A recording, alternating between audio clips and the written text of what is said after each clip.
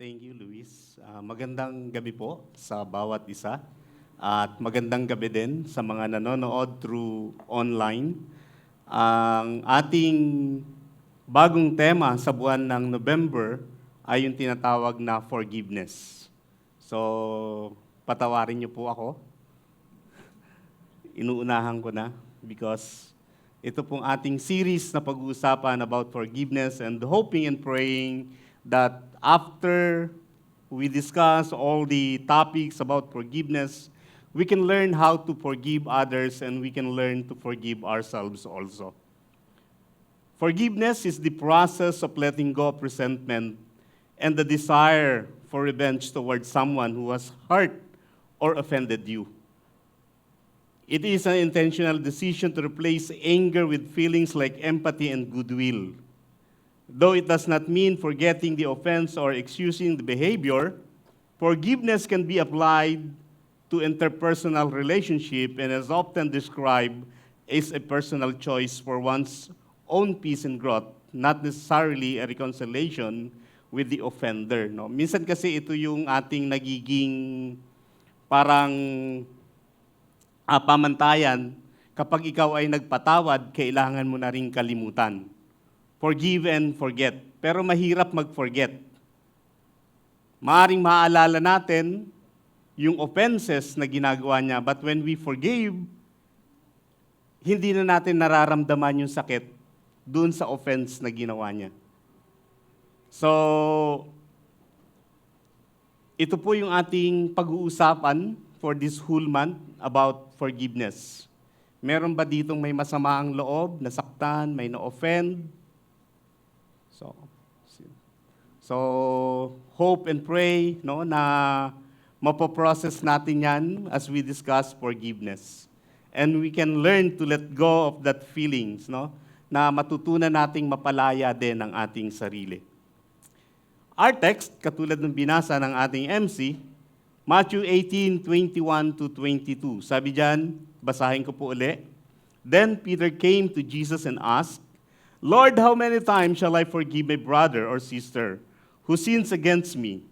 Up to 7 times? Parang ay yabang niya pa, no? Up to 7 times? Jesus answered, I tell you not 7 times, but 77 times. Ilan lahat yun? 70 times 7. Carry 1 plus 1 equals 490. No? So, but actually, it's that na number. Hindi ito kung papaano, kung gaano karami natin siyang patatawarin. Tayong mga Pilipino hanggang 3 lang. After 3, kotong ka na, bingo ka na. Di ba? But in the biblical view, ang turo ng ating Panginoon Jesucristo, it must be infinite. Yung ... no? Yung symbolic number ng 7 ay napakahalaga para sa mga Hudyo. Remember that our Lord God created heaven and earth for 6 days, and in the 7th day, He rested. So napakahalaga nung 7. It's a complete number. Saka na natin didiskubre kung sino yung umimbento ng number 8, number 9, number 10. No? So, para sa kanila, number 7 represents completeness or perfection. Kaya nga, even our days are 7. Sunday, Monday, Tuesday, up to Saturday. No? 7 lang yan. Napakahalaga nung 7 sa kanila. By saying 77 times, Jesus is instructing us as His followers to forgive infinitely. No? Ang hirap ng tema natin ngayon, ang hirap ng subject natin, pagpapatawad. You know why? Dahil tayo mga tao, normal sa atin, yung ating kalooban, yung ating isipan, to get dun sa ating kapwa. Manda ka lang, gaganti ako sa iyo. Mamaya ka lang. Abangan kita sa labas, sa recess, no? So, ganon. Forgiveness originates from biblical teaching. Tandaan natin. The forgiveness is biblical teaching where Jesus tells Peter to forgive 77 times. Not 490, but 77 times. Ibig sabihin, infinite. Huwag mo siyang pagsawaang patawarin. Mamaya makikita natin kung bakit kailangan nating magpatawad. The big idea here is forgiveness is the heart of the gospel and is essential. You must learn to forgive others. As human as we are, kailangan nating matutunang magpatawad. May kasabihan po tayo, magkasala ka na sa Diyos, huwag ka lang magkasala sa kapwa mo. Ang Diyos mabilis magpatawad. Pero yung kapwa natin, ang hirap magpatawad. No? Lalo na yung mga girlfriend nyo, hindi kayo patatawarin nun. Pag may nakita sa inyo na kausap nyo iba, hindi kayo papatawarin nun. Pero kailangan nating magpatawad. Meron tayong ilang mga steps dito para sa pagpapatawad. First is, forgiveness is a matter of the heart. Ano ba yung nasa puso natin? Bakit kailangan nating magpatawad? Ano ba yung nasa puso natin? At kailangan nating maisettle ito. Kailangan nating pag-usapan ito.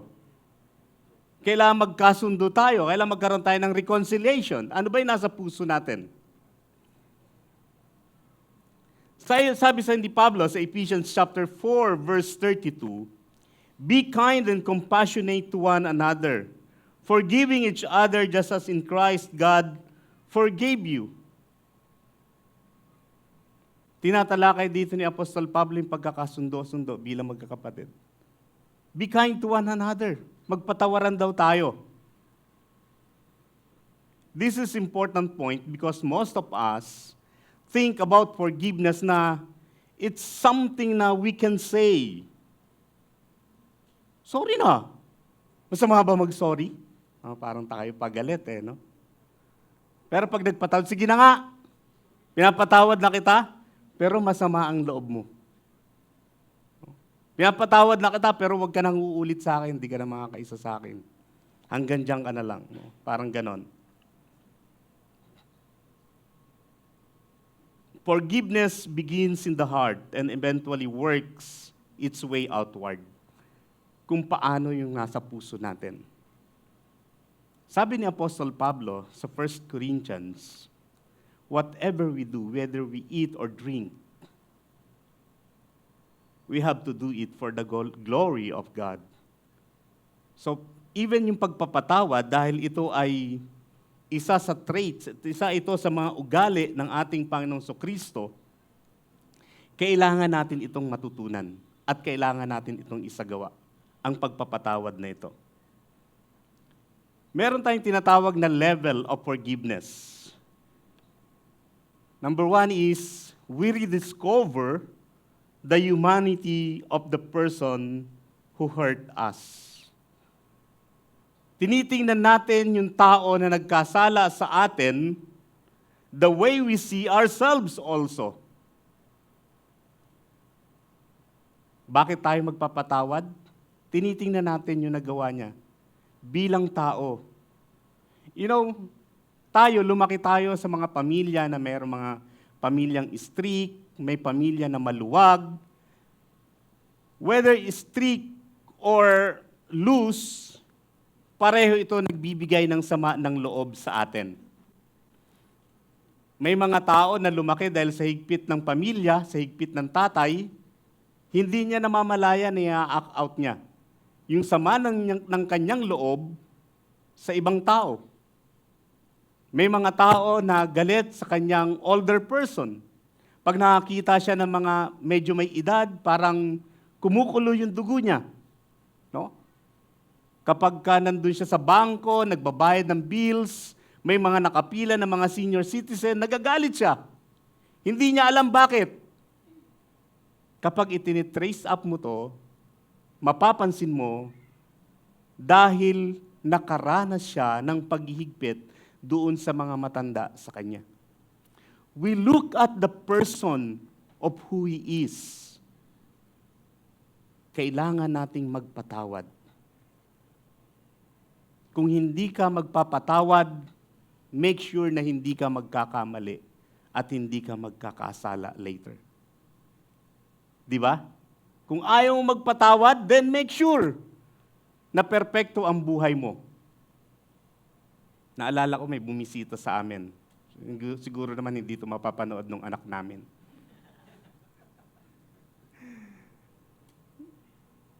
Nag-overnight yung mga kabarkada niya, yung mga kaklase niya nung high school. No? Yung mga lalaki, so yung isa nagluluto, so pinupuri-puri, ganon.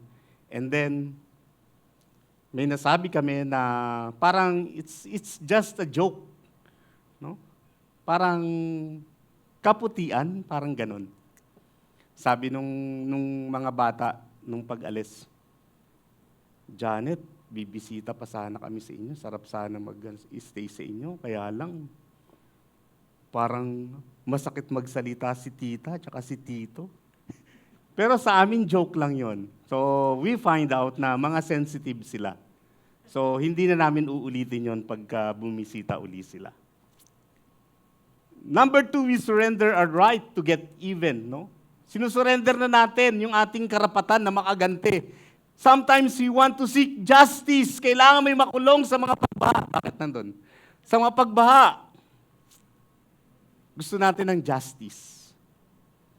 But when we forgive, we surrender that right to get even. Well, kailangan naman ng justice. Pero personally, tinuturuan natin yung ating sarili na magpatawad. Just like our Lord Jesus Christ and Stephen. Ano sabi nila? Panginoon, patawarin mo sila. Ama, patawarin mo sila sapagkat hindi nila alam ang kanilang ginagawa. Si Stephen, Panginoong Hesukristo, don't charge them with this sin. Kaawaan mo sila. Kaawaan mo sila. And number 3, we revise our feelings toward the other person. Tinitingnan natin yung ating damdamin. Unforgiveness ay nagkukulong at nagtatali ito sa atin. Binibilanggo tayo nito. It stalls our freedom. Maging malaya, makipagkapwa-tao, maging malaya, ipadama ang pag-ibig ng Panginoon. Hindi tayo nagiging selective. But because of unforgiveness, nagiging selective tayo sa mga tao. Baka lokohin din ako nito. Baka katulad din to ng iba, nang gagamit lang. Ganun ang iniisip natin. So, 3 levels of forgiveness. Sa Matthew, sa chapter 5, verse 44, sabi ng Panginoon, love your enemy, at kung sila'y nauuhaw, painumin mo sila. Ang bigat, no? Pwede nating manalangin, no? Lord, pwede ba paki-edit yung sa chapter 5, yung sa Sermon of the Mount? Pwede mo ba paki-revise, Lord? Kasi ang hirap papakainin ko pa yung kaaway ko na nga, papainumin ko pa. No? Pero wala tayong magagawa. It's a Christian way. Iyon yung utos sa atin ng Panginoon. And even Him, naalala niyo yung tinagpas ni Pedro yung tenga? Nung ikukulong na siya, nung huhulihin na siya. Pinagaling pa ng Panginoon. Yung mga tao na sumusunod sa Kanya, and at the end, sumisigaw, ipako siya sa krus. Forgive them, Lord, for they do not know what they are doing. Ang bigat, no? Ang bigat. Pero kailangan nating gawin. That's why, sa point number 2, sabi dyan, God desires you to forgive others. Matthew 6:14 to 15. Sabi doon, if you forgive other people, when they sin against you, your heavenly Father will also forgive you. But if you do not forgive others their sins, your Father will not forgive your sins. Just imagine.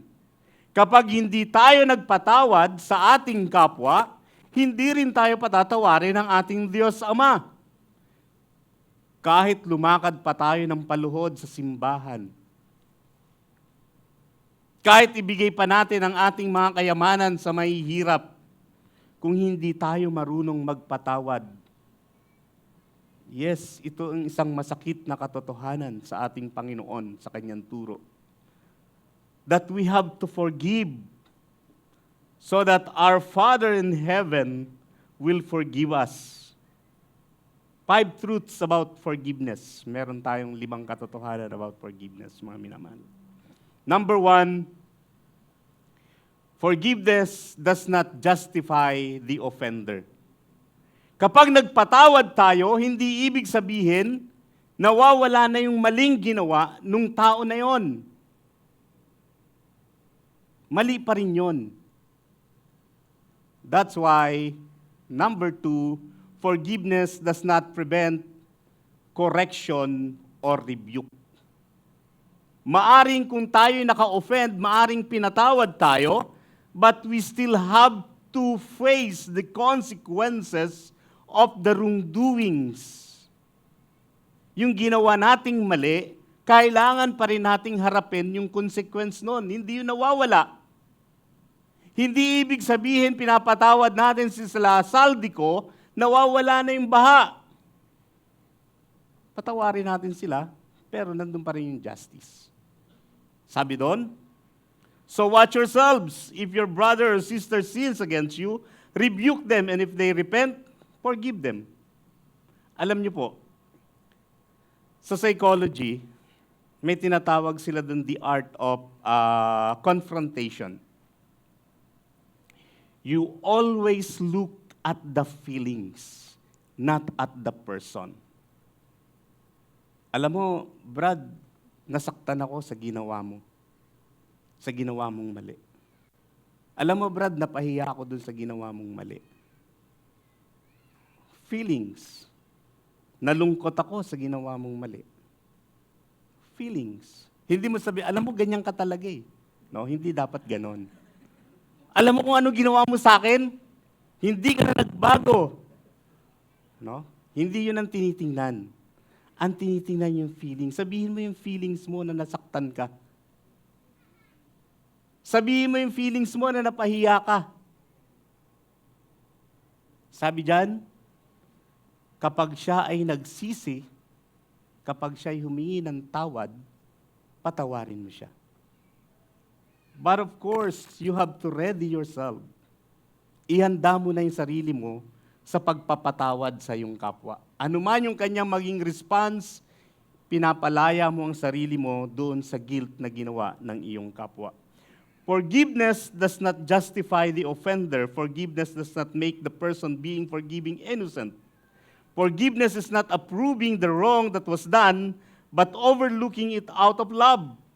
Tinitingnan mo ito dahil sa pag-ibig. Yung pagpapatawad. And with the expectation that the offender will benefit with a profitable change of action and attitude. Napakaganda nung sinabi ng Biblia. Nung tayo makasalanan pa, namatay si Kristo sa atin, para sa atin. Pinatawad niya na tayo. But the reconciliation take effect nung manghingi tayo ng tawad sa Kanya. Because it teaches us na harapin yung ating mga nagawang mali. Na aminin yung ating kasalanan sa harapan niya. No? Sabi nga ng ating kanta, hindi ko makita yung aking, ano sabi nung kanta kanina? How much it takes to see myself, no? Upon the cross. I'll never know, no?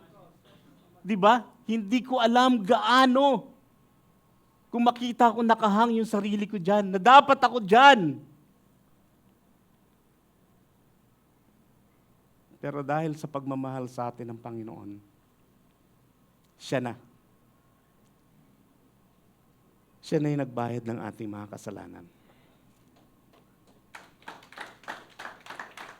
Number 3, forgiveness does not harbor bitterness. No? Hindi siya nagtatanim ng sama ng loob pag nagpatawad. Pag pinatawad ko kayo, wala na yung sama ng loob ko sa inyo.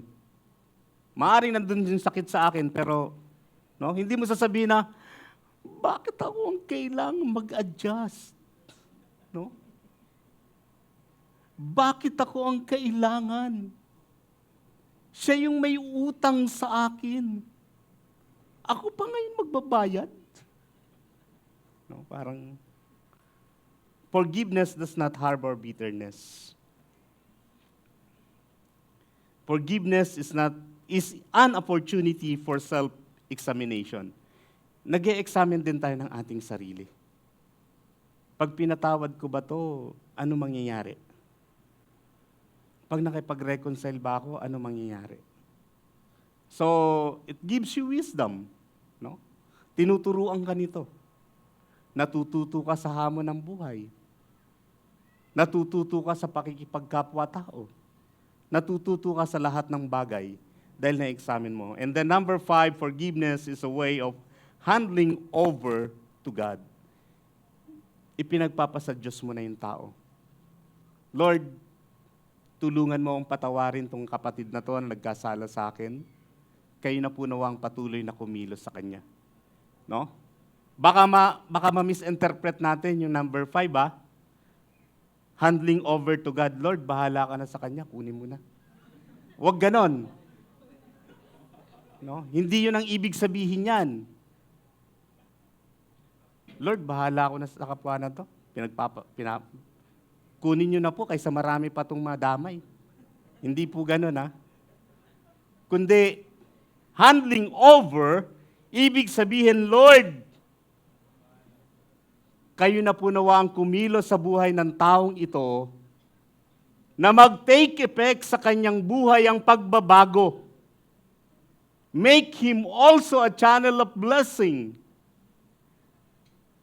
Make him also a generous giver to your work.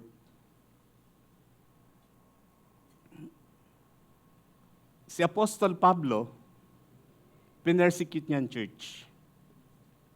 Lahat ng nagkakatipon, hindi pa Krisyano ang tawag sa kanila, followers of the way. Lahat ng sumusunod, pinapakulong ni Apostol Pablo. One day, in Acts chapter 9, papunta siya sa Damascus, sa Syria.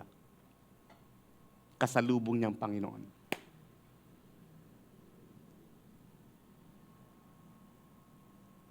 After nun, kumilos sa kanyang Panginoon, nagpakita sa kanyang Panginoon. Ang sabi sa kanya ng Panginoon, gagawin kitang misyonaryo sa mga hintil. Kaya nagtaka yung mga Hudyo, teka muna, yung taong ito dati, pinipersecute niya yung mga sumusunod kay Kristo ngayon. Nagpipreach na siya. Naalala ko po tuloy yung kaibigan ko. Yung aming pastor na matanda. No? Binabato niya every time na magpipreach sa kalsada yung pastor namin na yon. Binabato niya ng kamatis. Doon po yun sa Iloilo. Binabato niya ng kamatis, ng hinog na kamatis. Pinag-pray, Lord, yung bumabato sa akin ng kamatis, gawin mo pong alagad mo. One day, yung pastor namin na yon, o yung tao na yon, sabi niya, hindi ko po alam, pastor, ano ginawa eh. Pero ako po yung laging bumabato sa inyo ng kamatis. Sabi nung pastor, ang pangalan ng pastor na binabato niya lagi ng kamatis, Reverend Shodora, Evangelista Shodora. Isa siya sa mga pioneer sa PBS College. At yung pastor na bumabato sa kanya, yung naging pastor po namin doon sa Quezon City. Pagdating ng panahon, naging magkatambal sila sa gawain dito sa Manila. Kasi itinayo ni Pastor Shodora yung PMF, Philippine Missionary Fellowship. Imagine how God works. Kapag ibinibigay natin sa Panginoon ang tao na yon, hindi para kunin, kundi para maging manggagawa ng Panginoon. And number 3, forgiveness gives us freedom from hatred and bitterness. Colossians 3:13, bear with each other and forgive one another. If any of you has a grievance against someone, forgive as the Lord forgave you.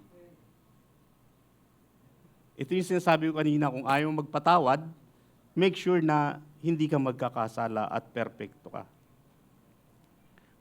Forgiveness is profitable not only to the person being forgiven, but also to the person doing the forgiveness. Forgiveness is a source of emotional health and freedom. Imaginein mo kung ayaw magpatawad and then makikita mo yung tao na yon. Nag-i-scroll ka sa yung social media account, nakikita mo yung tao na yon kasi hindi mo blinak. Manggagalaiti ka pa rin sa galit. Nakasalubong mo siya sa kalsada, iiwas ka ng daan. Kasi makakasalubong mo yung taong kinaasaran mo at ayaw mong masira ang araw mo. You know? That's why forgiveness gives us freedom. Kapag nagpatawad tayo, pinatatawad, pinalalaya din tayo sa emotional bondage na yon. Ito lang pong nakakalungkot. May mga tao, pinatawad na sila. Pinatawad ka ng Panginoon, pinatawad ka ng kapwa mo, pero ayaw mong patawarin yung sarili mo. Why? Pinatawad ka na, and yet, pinahihirapan mo pa rin sarili mo.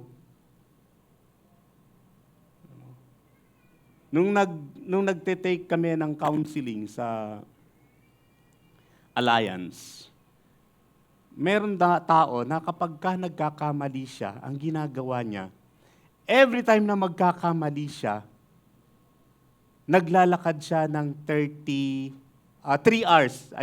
hours doon sa kanilang subdivision. Sabi niya, naging way of life ko na yun kapag nagkakamali ako. And to think he is a church worker. Naglalakad siya 3 hours sa kanilang subdivision. Pinapahirapan niya sarili niya. Sabi ng prof namin, bakit ayaw mong patawarin yung sarili mo? Bakit ayaw mong palayain yung sarili mo? So maybe someone of you tonight na ganyan din ang kalagayan. Kapag nagkakamali kayo sa buhay, pinahihirapan nyo sarili nyo, dinidisiplina nyo sarili nyo. Look at the story of Joseph in the Old Testament.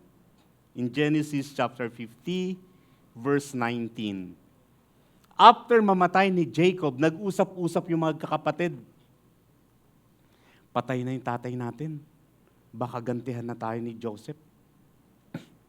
Matapos natin siyang ibenta. Madala dito sa Egypt. Baka gantihan niya tayo. Pero ang ganda ng sinabi ni Joseph. Sabi niya, Joseph said to them, "Don't be afraid. Am I in the place of God? You intended to harm me, but God intended it for good to accomplish what is now being done, the saving of many lives. So then don't be afraid. I will provide for you and your children." And he reassured them and spoke kindly to them. Imagine ano ba ginawa ng magkakapatid kay Joseph? No. Ano ba ginawa nila para kay Joseph? Dahil sa pangitain ni Joseph, dahil sa kanyang dream, na lahat sila ay luluhod kay Joseph, that even the stars, at siya yung brighter star, luluhod sa kanya lahat yon. Nagalit sa kanya yung mga kapatid niya. Dahil akala ng mga kapatid niya, magdo-dominate si Joseph sa kanila.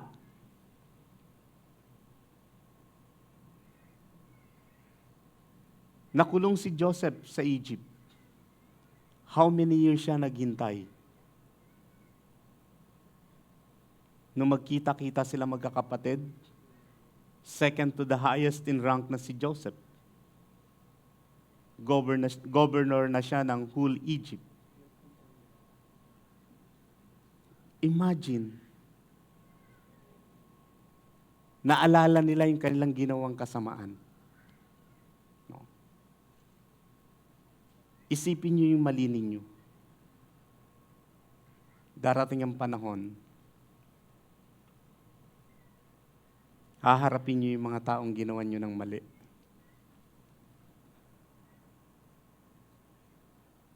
Anong sasabihin niyo sa kanila?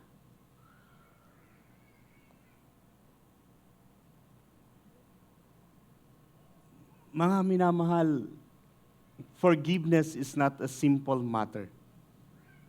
Hindi yung sasabihin mo, sige, wala na yon. No. Mahirap yan para sa atin at kailangan natin itong iproseso. Magagawa natin yan sa tulong ng Panginoon. That's why in conclusion, forgiveness shields us against satanic attack. Ginagamit ni Satanas yung pagiging unforgiving heart para i-control ka niya. Sabi nga dyan, when Satan gains a place in our lives, he keeps us in bondage, directing us to act selfishly by trying to get our needs met the wrong way. No? Minsan nagiging nagiging mapang-control tayo. At tuwan-tuwa dyan si Satanas. Imbis na mabigyan natin ng glory ng kaluwalhatian ng Panginoon Diyos, si Satanas yung nabibigyan natin ng kaluwalhatian kasi ayaw natin magpatawad. Sabi ko nga kanina, bakit ako magpapatawad? Ako na nga ginawa ng mali. Ako pa mag-a-adjust. No? Sa kalsada, mabilis ma-arouse yung ating galit kapag kinat ka ng nakamotor. Sino yung mga nagmumotor dyan? Sorry. Kinat ka ng nakakotse, nabangga ka, madali ma-arouse ang galit mo. But how you will respond? Bibigyan mo ba ng pagkakataon si Satanas na mag-operate? O bibigyan mo ang banal na espiritu na mag-operate? No? So that walang road rage. When Satan gains a place in our lives, he keeps us in bondage, directing us to speak hatefully to people.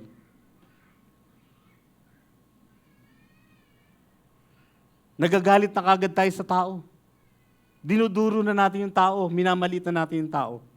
Dahil yun ang gusto ni Satanas. When Satan gains a place in our lives, he keeps us in bondage, directing us to live carnally and contrary to the will of God. Minsan sinisisi pa natin ang Panginoon, no?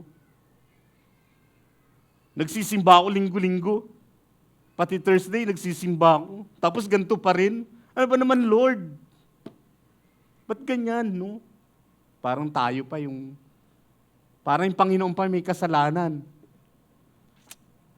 Kasi, tinuturuan tayo ni Satanas na mamuhay carnally.